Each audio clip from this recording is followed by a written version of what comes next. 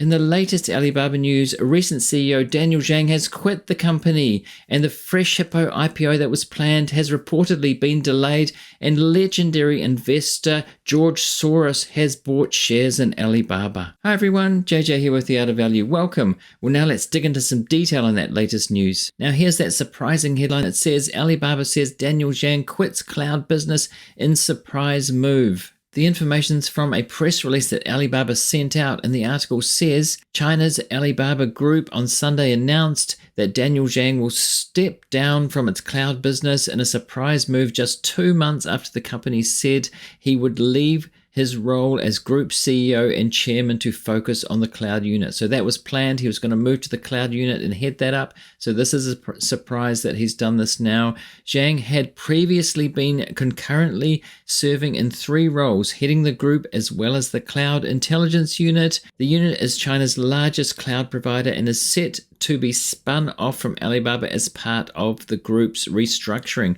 So he was going to head the cloud unit. That was all set up, and Sunday was the day that the handover happened, and then they announced this. Further, the company announced his decision to depart the unit in an internal letter to staff seen by Reuters.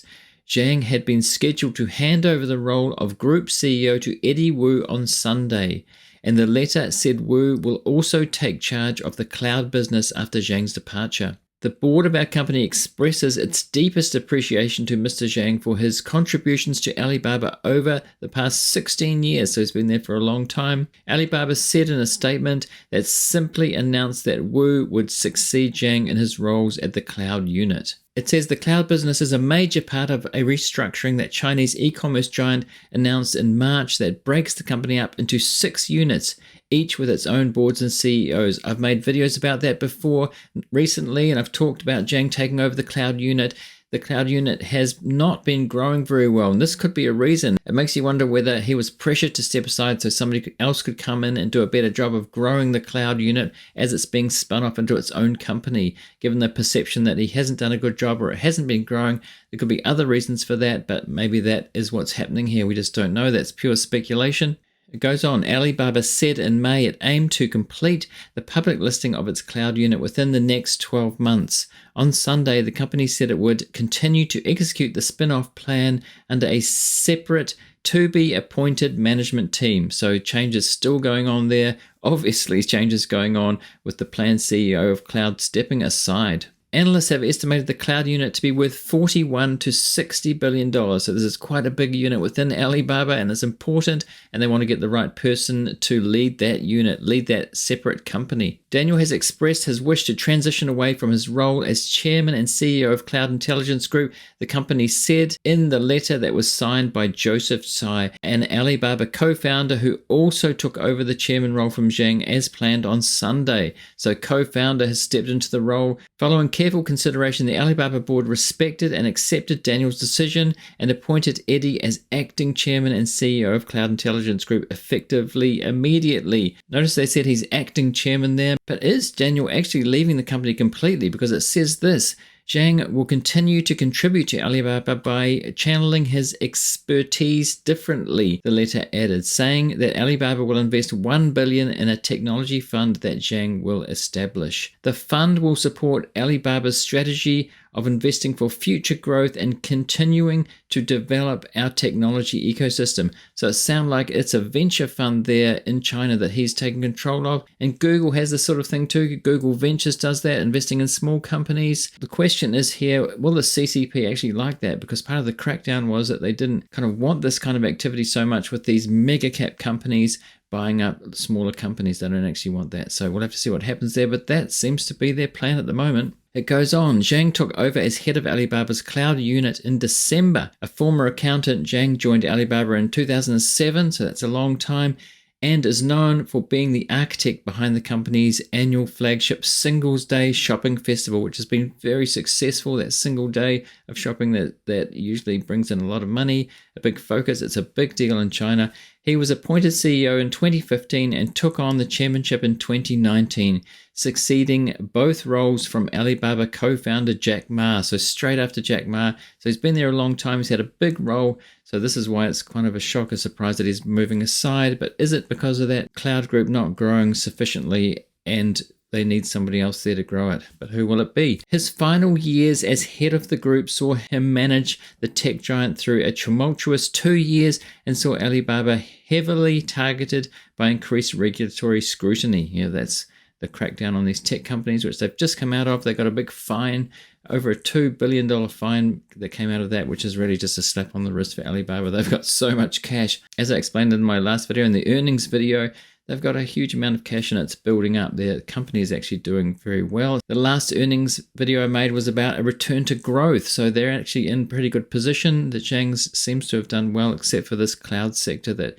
he was supposedly going to run. So it remains to be seen whether this will be a positive or a negative or just neutral for the company. It depends who else they get in the role. And of course, how the market reacts will be interesting. We'll look at that in a minute. After this news, we'll go and see the price action on Alibaba and see how the stock reacted to this news and other news. Now, if you're watching on YouTube and getting value out of this video so far, please hit that like button to help with visibility, to help to spread it to more people. Thanks. Now to the next piece of news I mentioned and perhaps related. Freshippo reportedly delays planned IPO due to low valuation, which is the key there, due to a low valuation. Alibaba's grocery unit Freshippo has postponed its Hong Kong IPO amid weak consumer share sentiment, according to Bloomberg. The unit was originally expected to be listed before May 2024, so next year. The report said Freshippo could be valued at around $4 billion after Alibaba conducted early talks with potential investors, which is lower than the $6 billion to $10 billion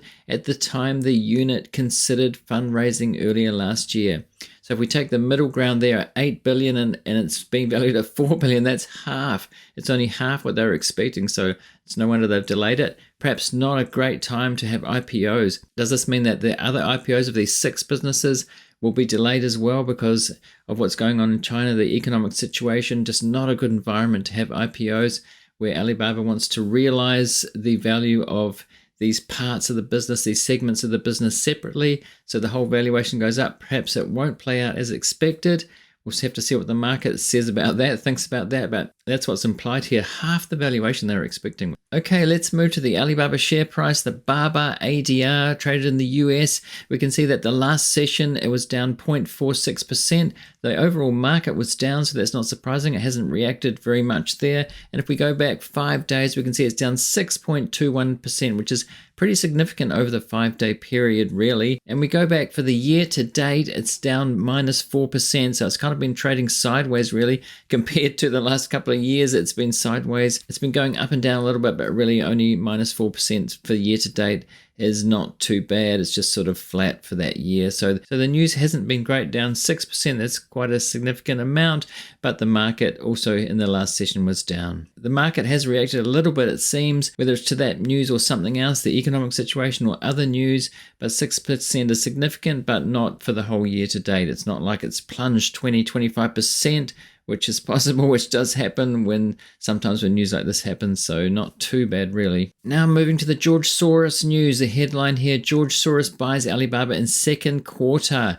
And I've made a video about the guru portfolios, the super investor portfolios and what they bought in the last quarter. And we haven't covered George Soros. It was mainly value investors from Dataroma, but news has come out. Alibaba's revenue growth looks to be at a turning point is the sub headline here. So I've made a video about that too, about the return to growth with Alibaba. And so Soros bought in that last quarter before that was known. And it says the guru's firm purchased 175,000 shares of the stock, which isn't a huge amount. It's just a small amount for him. He's got a huge fund. He's not always a long-term investor, as I understand it. He can trade very quickly, so he may be already out of Alibaba. We just don't know, but he may be still in it. But it's significant because he's a legendary investor, and he seems to have faith in the Alibaba, at least share price will go up. So it says here, George Soros is a billionaire investor and the fund manager of Soros Fund Management, an investment fund with around 25 billion in assets under management. So yes, a big fund, 25 billion. So this is just a small amount. In the second quarter of 2023, the fund made a number of investments, with a notable one being Chinese tech giant Alibaba Holdings Limited, which is down 68% from its all-time high in October 2020. Yeah,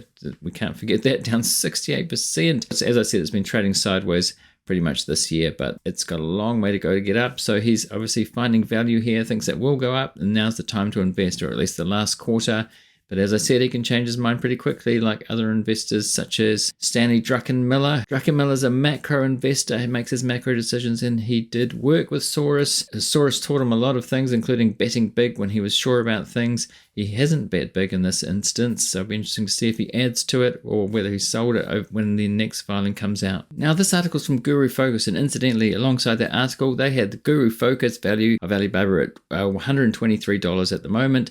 Take that what you will. It's the way that they value it, and you can see the chart there that it's been down since it came from that peak down. That green part means it's undervalued, so well undervalued as they see it right now. A lot of investors see it that way, including Soros. This is Soros Fund Management, their positions. This is from Ticker Terminals, a link in the description to Ticker Terminal. It has a lot of Guru funds there. You can look up the holdings they have, including international holdings, not just the US holdings that like Dataroma has. And here we see Alibaba Group Holding Limited is $14.6 million worth they have, which is not a great deal in that $25 billion fund. It's 0.49 of the firm's portfolio, it says here, and the shares hold 175,000, and a change in the shares, so it's a first buy, that's why it says 100%, and the percentage of shares outstanding held is 0.01%. Being a huge fund, they could have had quite a big allocation there, but they've just gone small here. Even though it's small, you can see that the top holding there is 25.6 million, so which isn't huge either, but still significant that Soros added Alibaba to his fund during that past quarter. Now, these are some other investors who own Alibaba here. This is from Dataroma. I've talked about this in other videos too. This is the Alibaba activity of the investors who do own it, and right at the top there is Charlie Munger from Daily Journal Corp. He has 15.29% of the portfolio. That may not be all of his holdings because he has money elsewhere. The investor Li Lu invests for him, so he might have holdings in China. He's talked about holdings there and having faith in Li Lu. But also next is David Tepper, well-known fund manager who's been doing very well over the past decade or so or more from Appaloosa Management. He's got 6.92 allocated in the US holdings to Alibaba, and he added in that last quarter as well. So another investor that's pretty keen on Alibaba. He bought a number of Chinese stocks actually. I think JD was one of them as well. And we have Daniel Loeb. He's a value investor. And Guy Spear as well has 1.89. He's known for holding stocks for a long time. And Prem Watsa, who's often known as the Canadian Warren Buffett, he has a holding as well, and there are others there you can see on the screen as well. So there are quite a few well-known value investors that do own Alibaba, and now Soros has a stake as well. Now, if you're watching on YouTube, I'm going to put a link here to that previous video I mentioned about Alibaba's latest earnings, the return to growth. So go and see that if you haven't already. I'll put a link in the description as well for those watching or listening elsewhere. And thanks for watching or listening this time, and I'll see you in the next one.